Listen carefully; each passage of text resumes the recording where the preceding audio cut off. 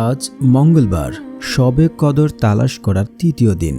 ইফতার সামনে নিয়ে আপনারা যদি আল্লাহ সুবহানাহু তাআলার এই নামটি 101 বার পড়েন, জীবনে কোনোদিন দারিদ্রতা গ্রাস করবে না, জীবনে কখনোই অভাব অনটনে পড়বেন না। আপনার ধন সম্পদ দিন দিন বৃদ্ধি হতেই থাকবে। আপনি অল্প দিনে ধনী হয়ে যাবেন। আল্লাহ সুবহানাহু তাআলা আপনার ধন সম্পদ বাড়িয়ে দেবেন এবং আপনার মনে যত কঠিন আশাই থাকুক না কেন তা মুহূর্তের মধ্যে পূর্ণ হয়ে যাবে। আপনাকে কখনোই অন্য কারো কাছে টাকা পয়সা ধন সম্পদের জন্য চাইতে হবে না। আপনার জীবনে অভাব বলতে কোনো কিছুই থাকবে না।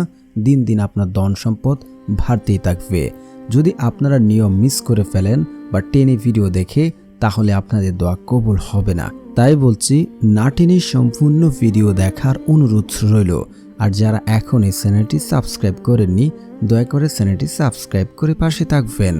আপনি যদি জীবনে ইতিমধ্যে হতাশায় ভুগে থাকেন, জীবনে কোনোভাবেই সফল করতে পারছেন না, চাকরি করতে বেকার রয়েছেন, চাকরি করতে পারছেন না, অভাব অনটন রয়েছেন, যা করছেন কোনোভাবেই যেন তা সফল হচ্ছে না, কিন্তু অপরদিকে অন্যরা অল্প সময় অল্প টাকা কামাই করে কিভাবে যেন সাফল্য পেয়েছে। আপনি দিনের পর দিন, মাসের পর মাস, ঘন্টার পর ঘন্টা খেটে মরছেন, কিন্তু কোনোভাবেই যেন আপনার অভাব অনটন দূর হচ্ছে না, বাকের চাকা পরিবর্তন হচ্ছে না। আপনাকে একটি কথা বলে রাখতে চাই, আপনি যদি এই নিয়মে দোয়া করেন, আল্লাহর কসম করে বলতে পারি আপনার ভাগ্যের চাকা পরিবর্তন হবে এবং আপনি যা চান তা পাবেন। আপনাদেরকে হাদিস বলে রাখি, হাদিস হচ্ছে তিরমিজি শরীফের হাদিস 2139 নম্বর হাদিস। যে ব্যক্তি আল্লাহ তাআলার কাছে দোয়া করেন এবং দোয়াই কেবল পারে তার ভাগ্য পরিবর্তন করতে, তার তকদির পরিবর্তন করে। আল্লাহর সিদ্ধান্ত পরিবর্তন কেবল করে দোয়ার মাধ্যমে। আপনারা যদি সঠিক নিয়মে দোয়া করেন, আপনার জীবনের অভাব অনটন, দুঃখ, কষ্ট, যাবতীয় সমস্যা দূর হয়ে যাবে ইনশাআল্লাহ। কারণ আল্লাহ তাআলা পবিত্র কুরআনে বলেন, উদউনি আস্তাজিব লাকুম, তোমরা আমাকে ডাকো, আমি তোমাদের ডাকে সাড়া দেব। আল্লাহ তাআলা পবিত্র কুরআনে আরো বলেন, তোমরা আমার কাছে দোয়া করো, আমি তোমাদের দোয়া কবুল করব। আল্লাহ তাআলার কাছে সঠিক নিয়মে সঠিক পদ্ধতিতে চাইলে আল্লাহ রাব্বুল আলামিন তার বান্দার দোয়া খালি হাতে ফেরত দেন না এবং যা দোয়া করেন তাই কবুল করে থাকেন। আল্লাহ রাসূল সাল্লাল্লাহু আলাইহি ওয়াসাল্লাম এই বিষয়ে একটি হাদিস বলেছেন, যখন কোনো বান্দা আল্লাহ তাআলার কাছে দু হাত তুলে সঠিক নিয়ম এবং পদ্ধতি জেনে দোয়ার শর্ত মেনে যদি দু হাত তুলে, আল্লাহ তাআলা ওই বান্দার দু হাতকে খালি হাতে ফেরত দিতে লজ্জাবোধ করেন। আল্লাহ তাআলা তার বান্দাকে খালি হাতে ফেরত দেন না, কখনোই দেন না। আল্লাহ তাআলা যাকে ইচ্ছা তাকে অঢল ধন সম্পদ দান করেন, আবার যাকে ইচ্ছা তাকে অভাব অনটনে ফেলে তাকে পরীক্ষা করেন। আপনি যদি আল্লাহ তাআলার উপরে বিশ্বাস করেন, তাওয়াক্কুল রাখেন, আল্লাহ তাআলা আপনার ধন সম্পদ বাড়িয়ে দেবেন। কারণ পাখিরা যেভাবে সকাল বেলায় খালি পেটে বের হয়ে যায় এবং সন্ধ্যাবেলায় উধার ভর্তি করে বাসায় ফিরে আসে, আল্লাহ তাআলা ঠিক তেমনি যদি আমরা তাকে বিশ্বাস করি, আল্লাহ তাআলার উপরে তাওয়াক্কুল রাখি, তাহলে আল্লাহ রাব্বুল আলামিন আমাদের ঠিক তেমনই করে রিজিক দান করবেন। আর একটি কথা আপনাদের বলে রাখি, আপনার জীবনে যদি আল্লাহ রাব্বুল আলামিন রিজিক অনেক টাকা রেখে তাকে বা কোটি কোটি টাকার মালিক হবেন, সে টাকায় আপনি যতদিন পর্যন্ত কামাই না করবেন, ইনকাম না করবেন, ততদিন পর্যন্ত আপনি মৃত্যুবরণ করবেন না। কারণ রিজিক এতটাই শক্তিশালী। অবশ্যই আল্লাহ তাআলা আপনাকে রিজিক দান করবেন। অবশ্যই কিছু সময় আপনাকে পরীক্ষা করছে। এই খারাপ সময় আল্লাহ তাআলা আপনার জন্য ভালো কিছু রেখেছেন, এমনটা ভাববেন। জীবনে যদি খারাপ সময় আসে, যদি আপনার ইতিমধ্যে খারাপ সময় যাচ্ছে, তাহলে মনে রাখবেন খুব শীঘ্রই আপনার জীবনে ভালো দিন আসতে শুরু করেছে। কখনোই ভেঙে পড়বেন না, কখনোই হতাশ হবেন না। আল্লাহ তাআলার উপরে বিশ্বাস রাখবেন এবং ইয়াকিন এবং আখলাকের সাথে আল্লাহ তাআলার কাছে দোয়া করবেন এবং আল্লাহ তাআলার হুকুম আহকাম মেনে আমল করবেন। ইনশাআল্লাহ আল্লাহ তাআলা এই অভাব অনটন, এই সংকট সময় খুব শীঘ্রই ভালো করে দেবেন। আল্লাহর ওয়াদা কখনোই বরখেলাফ হয় না, কখনোই না। আল্লাহ তাআলার কাছে আপনি দোয়া করেছেন, জীবনে যতগুলো নিয়ম মেনে, শর্ত মেনে, সবগুলো দোয়া আপনার কবুল করা হয়েছে।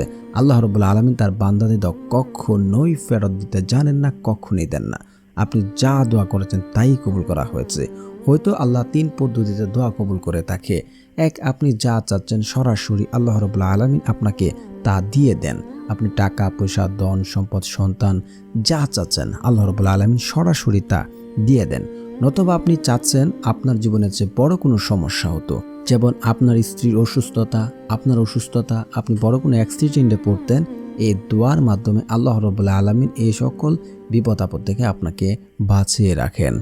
অথবা আপনার এই দোয়াকে আল্লাহ তাআলা আখিরাতের জন্য রেখে দেন, যে সময় কেউ কাউকে চিনবে না।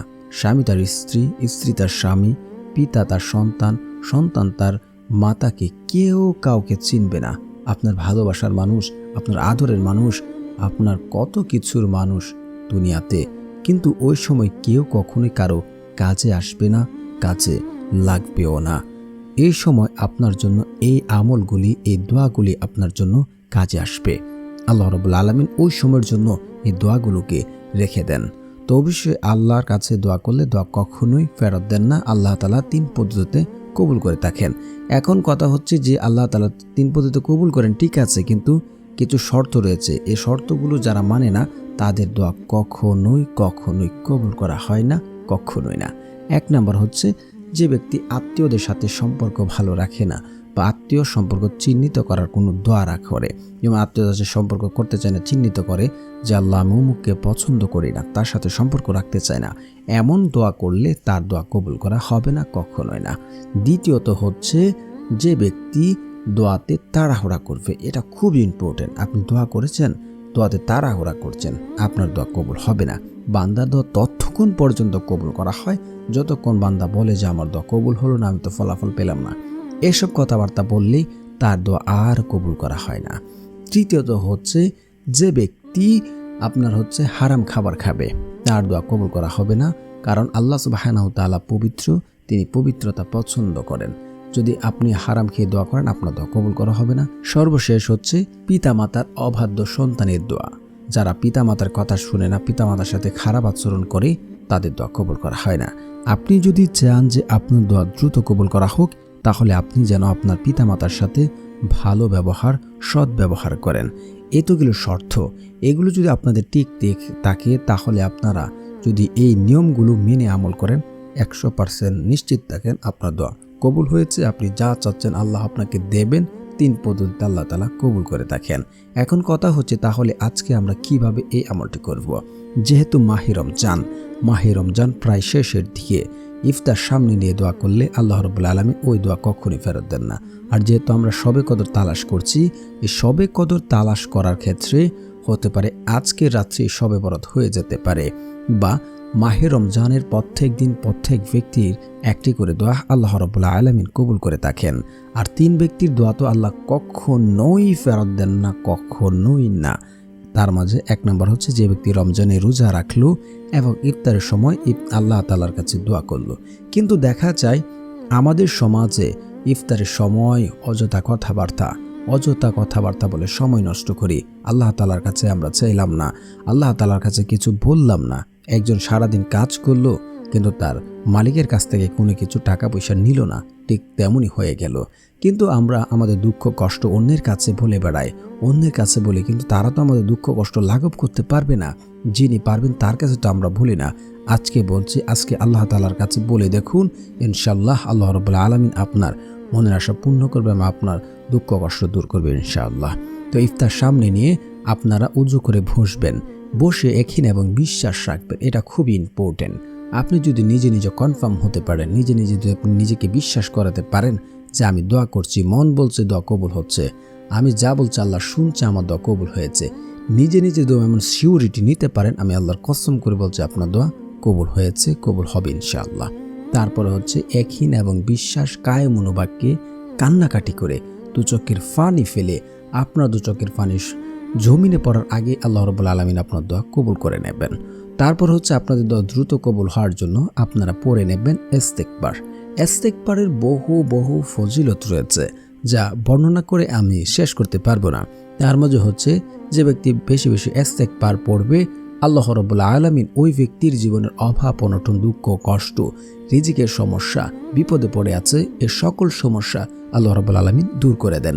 শুধু তাই নয়, সে যদি দুনিয়াতে কঠিন থেকে কঠিন কোনো বিপদে পড়ে যায়, যে বিপদ থেকে উদ্ধার হওয়ার জন্য সে কোনো পথ খুঁজে পাচ্ছে না, এই ইস্তেগফারের মাধ্যমে আল্লাহ রাব্বুল আলামিন তাকে কুদরতিভাবে পথ দেখিয়ে দেবেন। শুধু তাই নয়, তাকে এমন জায়গা থেকে এমন উৎস থেকে রিজিক দান করবেন যা সে কোনোদিন চিন্তা করেনি, কল্পনা করেনি। অবশ্যই আপনারা 100 বার ইস্তেগফার পড়বেন। আস্তাগফিরুল্লাহ, আস্তাগফিরুল্লাহ, আস্তাগফিরুল্লাহ, আস্তাগফিরুল্লাহ। তারপর আপনারা পড়ে নেবেন দুরূদ শরীফ। দুরূদবিহীন দোয়া কবুল করা হয় না। রাসূল সাল্লাল্লাহু আলাইহি ওয়াসাল্লামের উপরে দুরূদ না পড়লে সে দোয়া কবুল করা হবে না। অবশ্যই যারা দুরূদ পারেন না, আমার সাথে সাথে পড়ে নিন, শুনলে হয়ে যাবে ইনশাআল্লাহ। আল্লাহুম্মা সাল্লি আলা মুহাম্মাদ ওয়া আলা আলি মুহাম্মাদ কামা সাল্লাইতা আলা ইব্রাহিম ওয়া আলা আলি ইব্রাহিম ইন্নাকা হামিদুম মাজিদ। আল্লাহুম্মা বারিক আলা মুহাম্মাদ ওয়া আলা আলি মুহাম্মাদ কামা বারাকতা আলা ইব্রাহিম ওয়া আলা আলি ইব্রাহিম ইন্নাকা হামিদুম মাজিদ। তারপর আপনাদের মাঝে যারা ঋণগ্রস্ত অবস্থায় আছেন, কোটি কোটি টাকার ঋণই থাকুক না কেন, আপনারা এই দোয়াটি পড়বেন, ইনশাআল্লাহ কোটি টাকার ঋণও পরিশোধ হবে ইনশাআল্লাহ। আল্লাহুম্মা কফিনি বিহালালিকা ওয়ান হারামিকা ওয়াগনিনি বিফাদলিকা আম্মান সিওয়াক। আপনারা এই দোয়াটি 3 বার পড়বেন। তারপর আপনারা আল্লাহ সুবহানাহু ওয়া তাআলার এই নামটি 101 বার পড়ে নেবেন। তো প্রিয় বন্ধুরা, যারা আমার চ্যানেলটি সাবস্ক্রাইব করবেন তাদেরও মনের আশা পূর্ণ হবে ইনশাআল্লাহ। কারণ যাদের মন ভালো তারা অন্যদের সহযোগিতা করেন, আল্লাহ তাআলা তাদের মনের আশা পূর্ণ করে থাকেন। আল্লাহ সুবহানাহু ওয়া তাআলার সেই শক্তিশালী নামটি হচ্ছে ইয়া মালিকু, ইয়া মালিকু, ইয়া মালিকু। তারপর 2 হাত তুলে আল্লাহ রাব্বুল আলামিনের কাছে একই এবং বিশ্বাস রেখে দোয়া করুন। আল্লাহর কসম করে বলছে আপনার দোয়া কবুল হবে ইনশাআল্লাহ, ইনশাআল্লাহ।